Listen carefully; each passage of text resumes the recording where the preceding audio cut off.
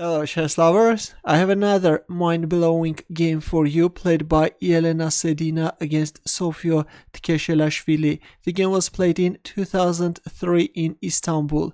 Sedina had white pieces and she started with e4, c5 by Tkeshelashvili, Sicilian defense, knight f3 d6, bishop b5 check, white goes for Canal Sokolsky attack. Bishop d7, of course knight d7 is also playable, but in this game we see bishop d7.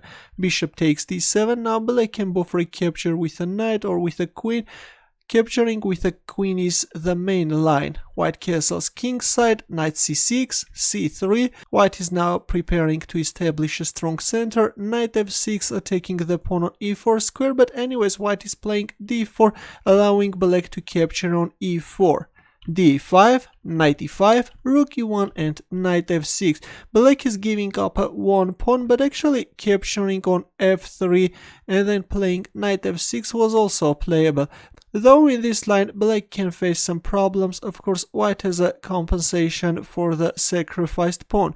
That's why after rook e1 black played knight f6, knight takes e5, d takes e5, rook e5, e6, now comes c4 strengthening the pawn on d5 square and black castles queenside.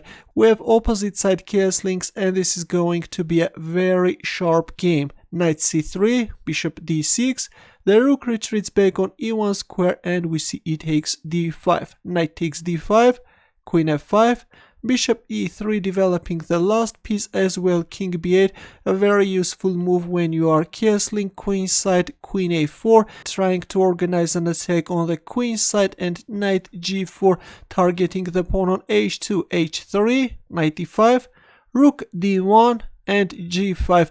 There it goes, this g pawn is coming to expose white's king side. In return, white played b4. Well, instead of playing b4, knight c3 also looks interesting with the idea of knight b5. And if a move like a6, then rook d5 doubling the rooks on d5. But instead after g5 we see b4. And instead of calm knight takes c4 move, black played a very ambitious move g4, which actually gives white a huge advantage. But let's have a look at that knight takes c4 move. After knight c4 the following variation can arise. b takes c5, rook takes d5, queen takes c4, rook takes c5 with equal chances. But instead after b4 we see g4. Here comes b takes c5, knight f3 check and king f1. Of course, accepting the piece sacrifice can be very dangerous because after g takes f3 already there are mating threats. Actually already white's position is so hopeless that the engine offers queen takes a7 followed by c takes d6. Of course black has a huge advantage. Let's go back. That's why after knight f3 check we see king f1.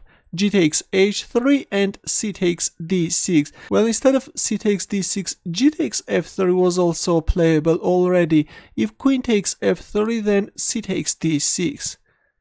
And if a move like b6, then knight e7 can be very unpleasant. If h2, then knight c6 check and black should give up his queen.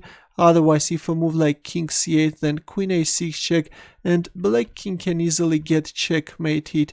Black is also losing the queen and then this is simply over. Black king is getting checkmated. Let's go back. But after g takes h3 we see c takes d6, which gives black a slight edge.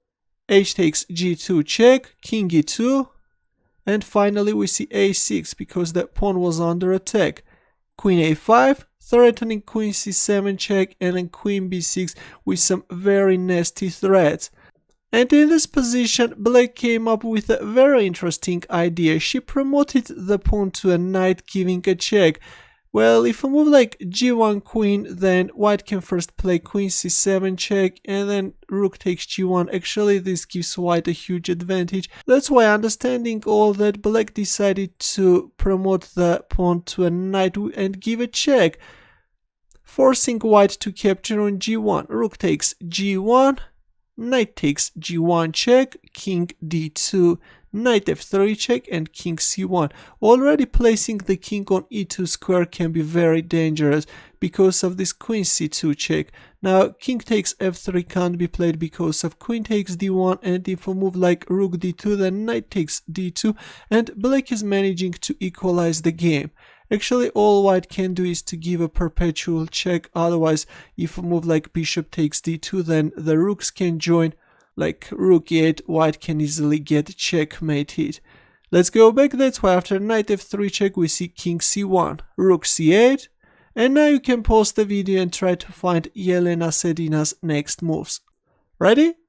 In this position, Elena Sedina played queen c7 check. Look at this fantastic queen sacrifice.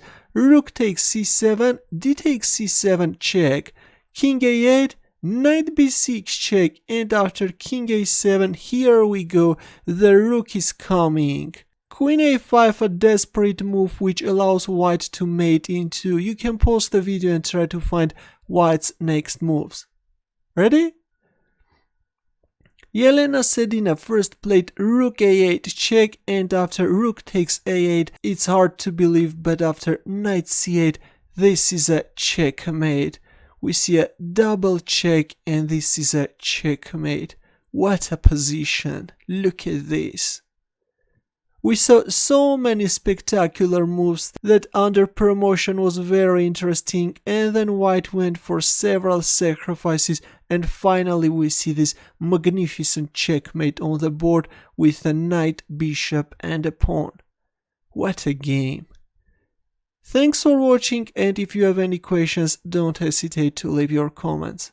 Good luck.